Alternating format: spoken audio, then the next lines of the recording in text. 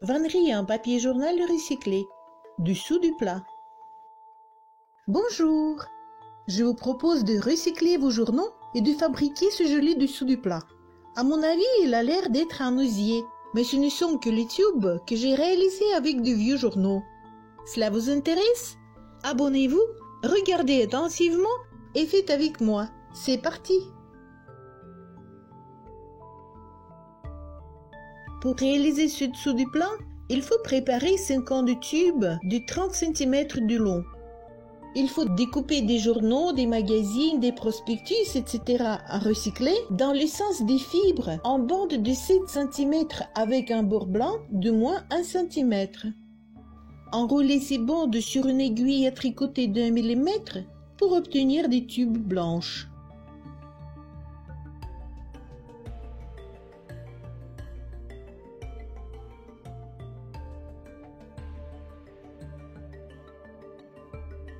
Pour les coloris, j'ai mélangé 10 cuillères à soupe de l'azur bois classique, chêne doré sétiné, à séchage rapide, destiné au traitement des bois à l'extérieur. Il doit y avoir une mention nettoyage des outils à l'eau, 40 centilitres d'eau et une demi-cuillère de café du soin après shampoing. Traitez les tubes avec cette teinture, soit en les immergeant dans la solution, soit à l'aide d'un pinceau. Laissez sécher les tubes en les remuant pendant les premières 5 minutes pour qu'ils ne se collent pas entre eux. Si vous comptez vous mettre au tressage juste après, il faut ajouter dans le mélange de teinture une cuillère à café de colle blanche. Si vous préparez les tubes à l'avance, alors il vaut mieux, de 3 à 5 heures avant le travail, humidifier vos tubes coloriés d'eau tiède avec un peu de colle blanche et encore du soin après shampoing.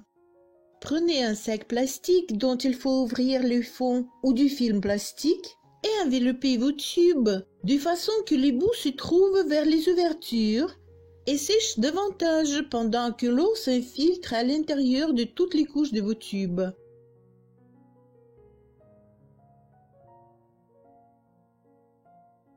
Voici le meilleur état des tubes pour travailler.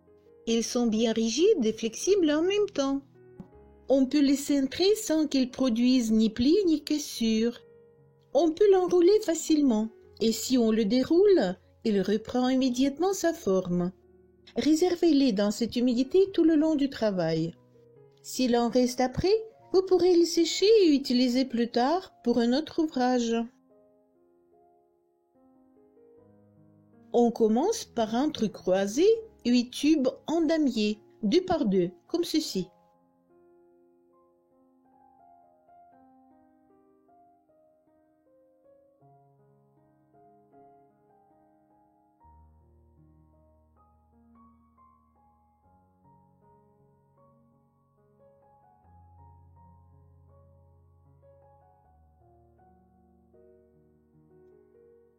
Ce sont les montants, on dit aussi traverses, croisées, etc. Ce sont des éléments passifs qui forment la structure autour de laquelle on va travailler avec des brins. Des éléments activés qui vont maintenir notre structure en croix. Ce qu'on appelle tressage ou le plan de fond, ou aussi la clôture. Le premier tour sera tissé 4 par 4 pour les fixer. On appelle aussi ce premier rang ligature parce qu'il relie la croisée.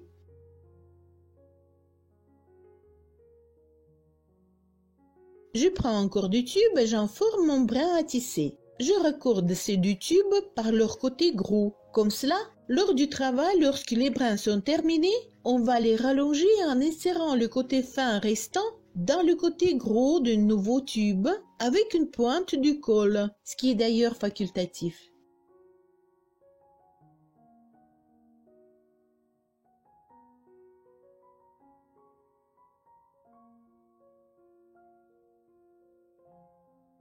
Je replie ce premier tube allongé sur lui-même et je le mets à cheval sur un montant de 4 tubes.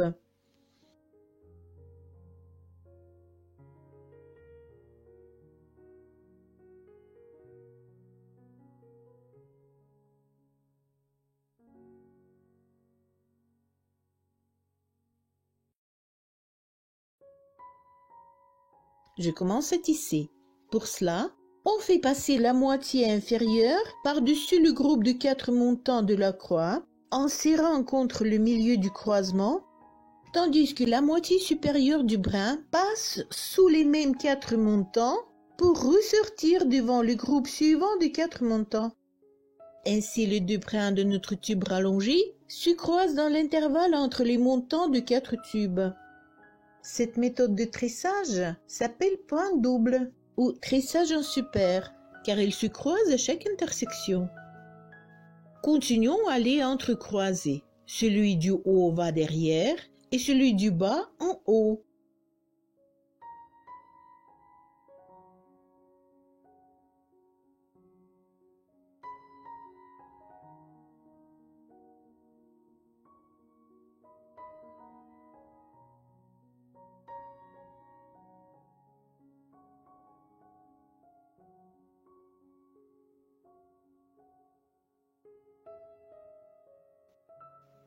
Le premier tour est fait. Pour ne pas se tromper, il faut marquer le premier montant avec une pince, un trombone, une élastique, une épingle, du scotch, etc. à votre choix.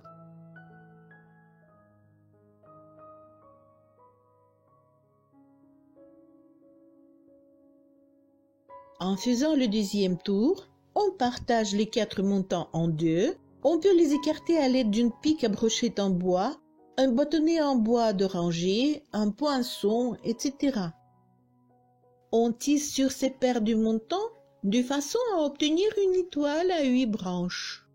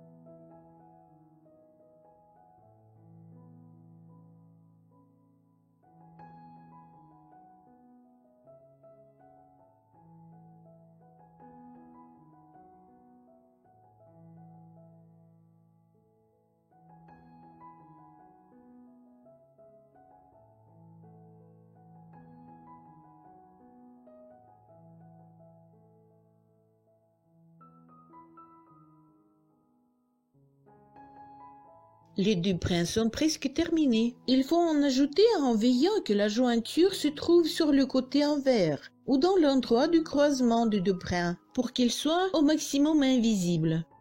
C'est pourquoi parfois il faut découper une partie du tube assez grande comme celle-ci. Il faut couper en biseau, plier le bout et enfoncer dans le côté gros d'un nouveau tube. On peut y mettre un peu de colle.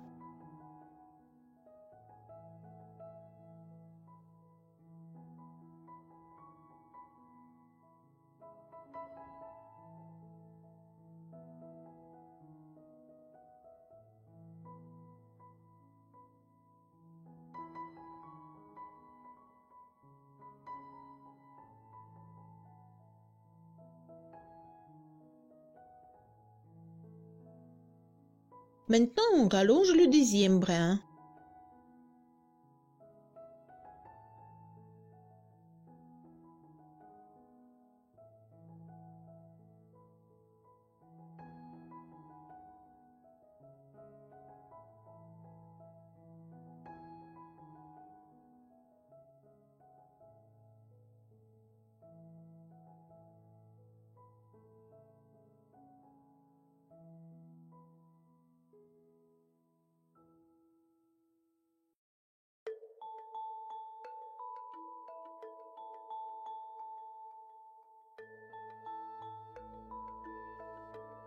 Et on continue.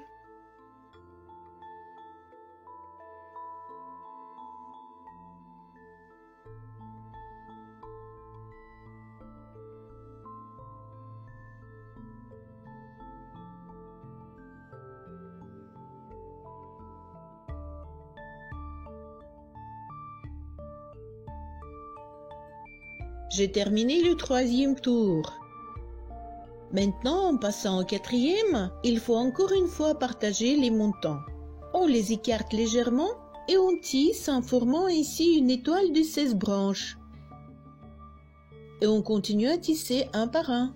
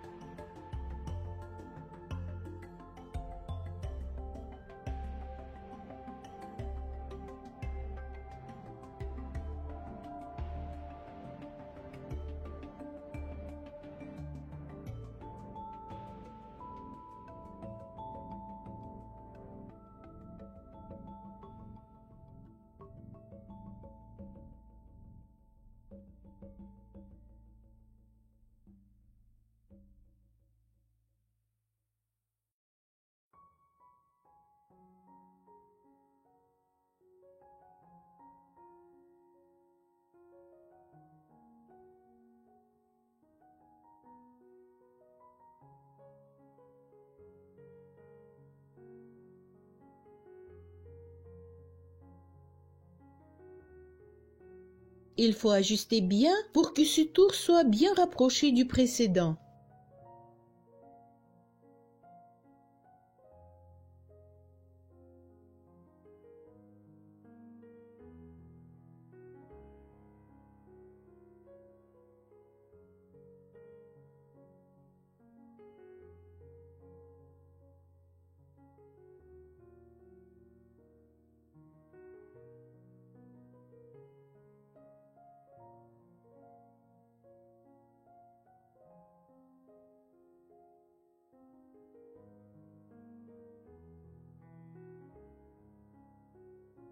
Quatre tours. En tissant le 5e tour, il faut veiller à ce que la distance entre les montants soit la même et notre étoile ait une forme régulière.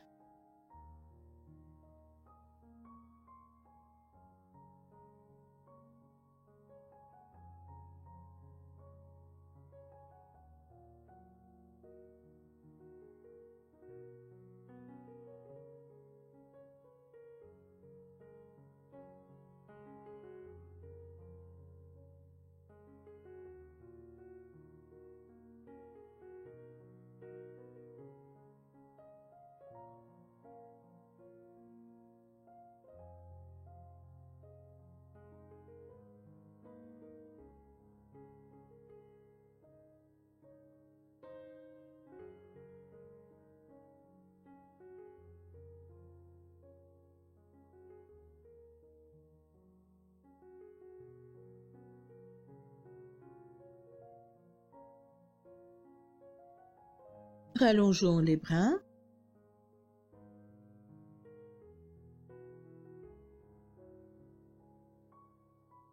Voici 5 tours terminés, tous les montants séparés. Maintenant, il faut continuer à tisser sans rien changer jusqu'à la fin du 10e tour. Je vous laisse faire et on se retrouve après le 10e tour. Voilà, on a terminé 10 tours. Maintenant, on introduit 2 tubes additionnels sur les 2 côtés, à gauche et à droite, de chacun des 16 montants existants.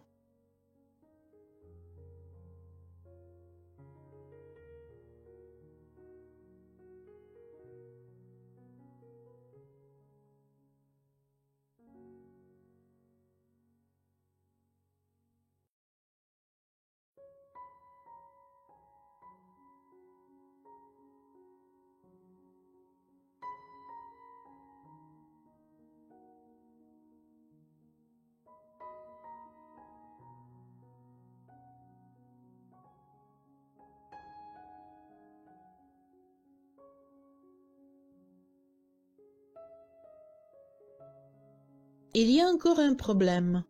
Il faut absolument que ces tubes ajoutés restent humides pour qu'ils soient flexibles quand nous ferons la bordure. C'est pourquoi je les protège avec des pailles à cocktail plastique.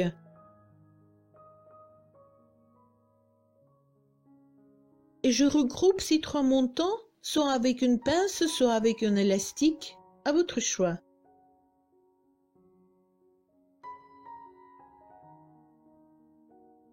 Comme les tubes sont humides, je les pose soigneusement autour des montants. C'est pour éviter des plis et rapprocher au maximum du tour précédent.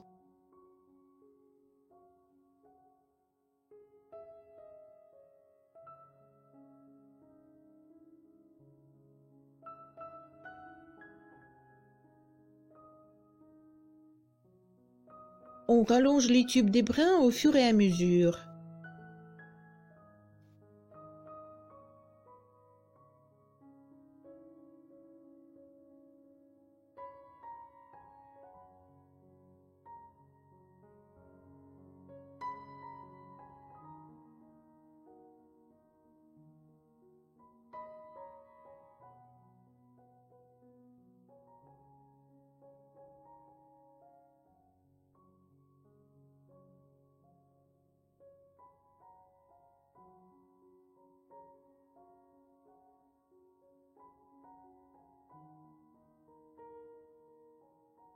On continue ainsi jusqu'à la fin du 11e tour.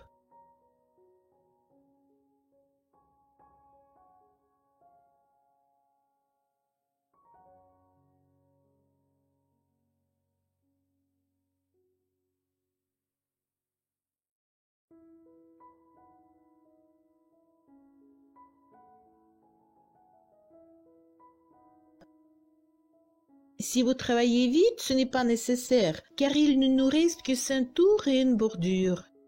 Mais s'ils sèchent, il faudra les humidifier de nouveau.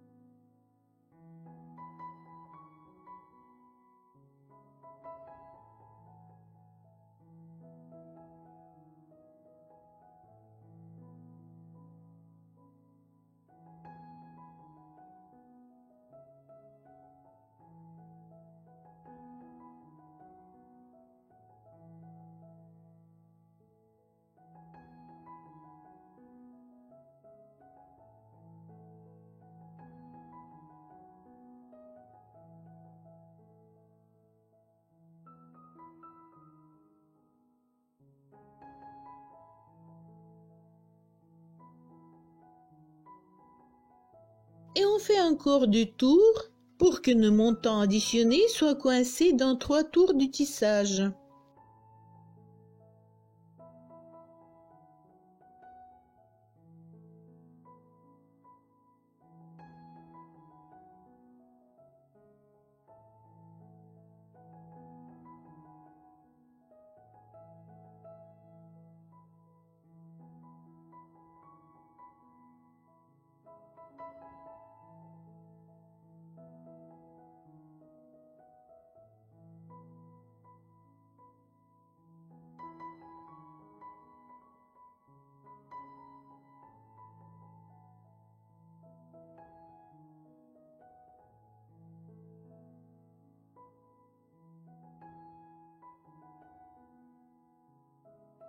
Sur ce tube, on voit de l'imprimé.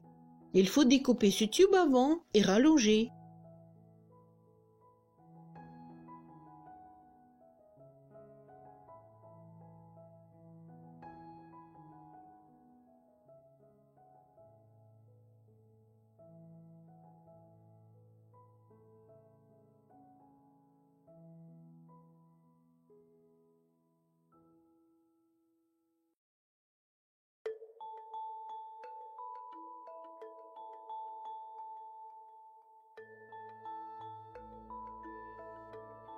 On commence le 14e tour. Sur chaque groupe de montants, il faut couper celui du milieu à ras du tour précédent. On peut le faire avec des ciseaux, un sécateur ou un cutter de précision.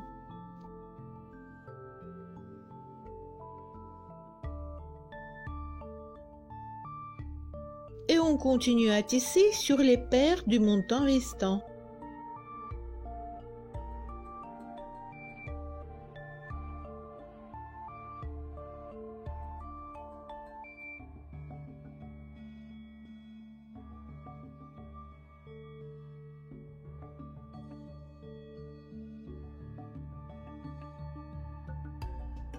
Les tubes sont assez épais, il n'est pas si facile de les couper du premier coup. C'est pourquoi notre dessous du plat sera très solide et encore plus après que nous l'aurons couvert de vernis.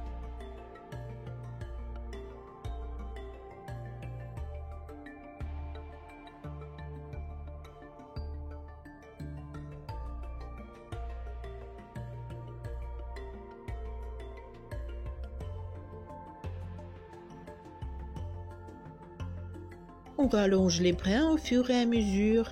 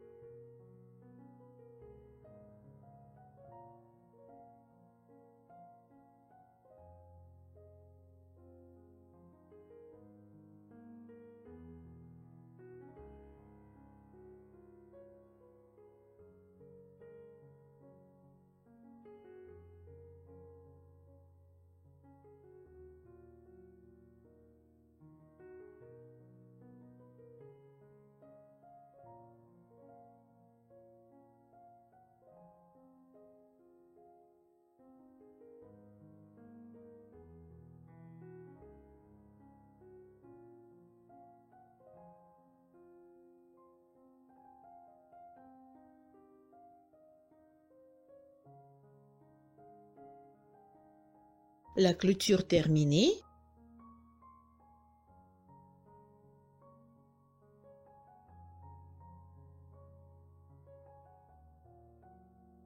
il faut couper et coincer les brins en les piquant dans le tour précédent.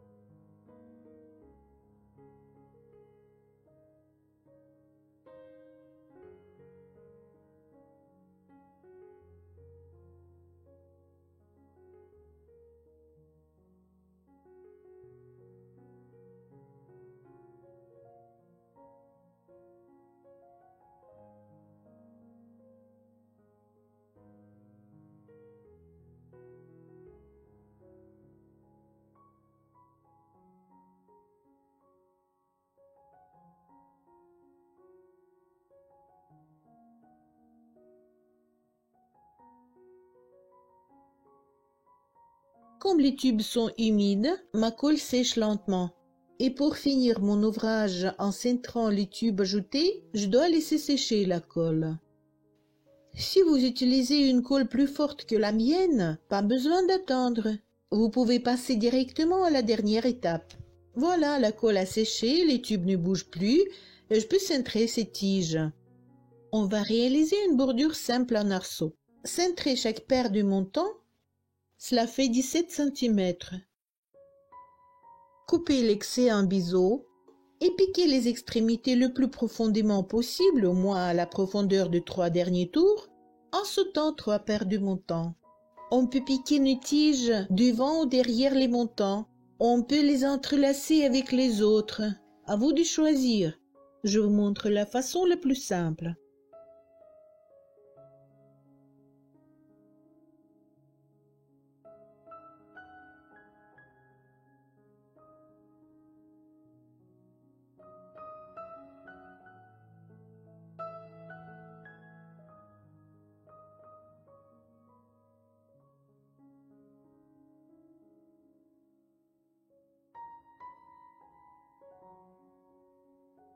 Le premier arceau est formé. On continue de la même façon avec tous les autres montants. 17 cm. Coupé.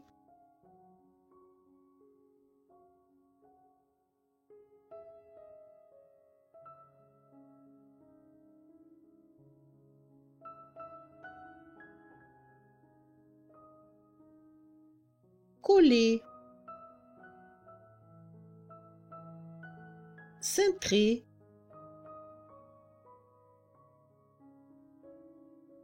Enfoncé. Si vous voulez davantage de rigidité, on peut enfiler à l'intérieur de ces derniers tubes de bordure du fil de pêche de diamètre de l'aiguille à tricoter avec laquelle vous avez enroulé ces tubes. On peut aussi cintrer le tube sans mesurer, juste faire passer les extrémités sous 3 derniers tours, les ressortir sur le côté envers, ajuster la longueur de ces pétales approximativement et couper l'excès des tubes. Mais pour être sûr de la régularité de notre bordure, je préfère mesurer plus exactement.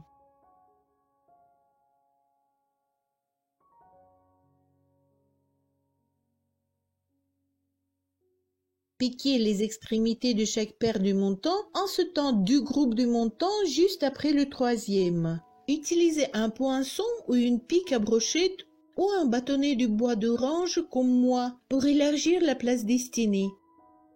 Veillez à ce que les pétales soient bien réguliers.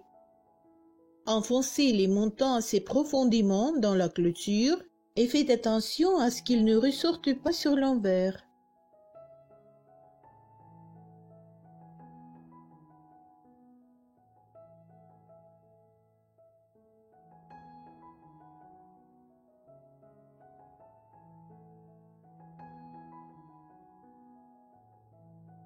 Même avec les pailles à cocktail, mes tubes sont plus secs qu'il faudrait.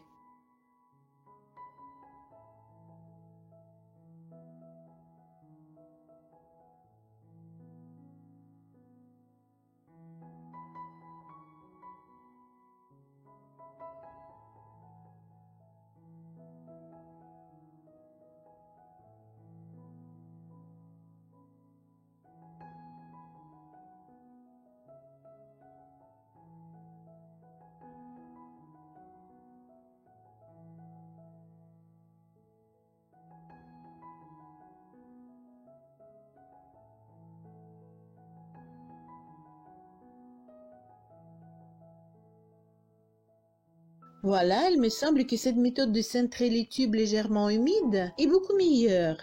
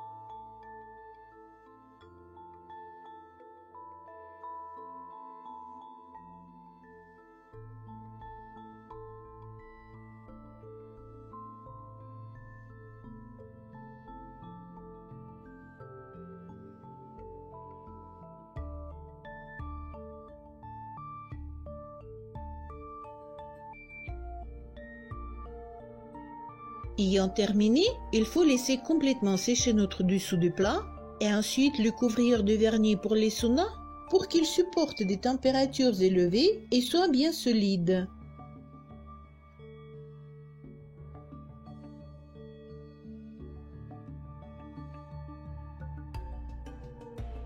À vous de jouer.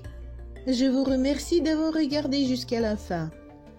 Je vous demande d'appuyer j'aime si ça vous a plu, de partager avec vos amis, de vous abonner si vous ne l'avez encore pas fait et de m'écrire dans les commentaires ce que vous pensez de cette vidéo, de ma chaîne, si vous avez des questions ou des suggestions. À bientôt.